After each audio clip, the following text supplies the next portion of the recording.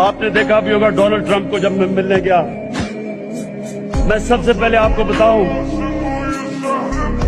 कि मैंने कम से कम खर्चा क्यों किया। मैं कमर्शियल फ्लाइट पे गया, मैं होटल में भी नहीं ठहरा, मैं पाकिस्तान की एम्बेसी के कमरे में ठहरा।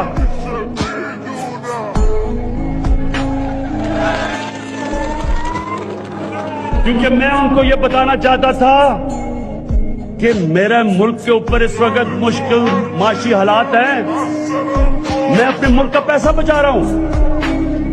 मैं वहां सूट पहन के नहीं गया, मैं अपनी शलवार कमीज में गया।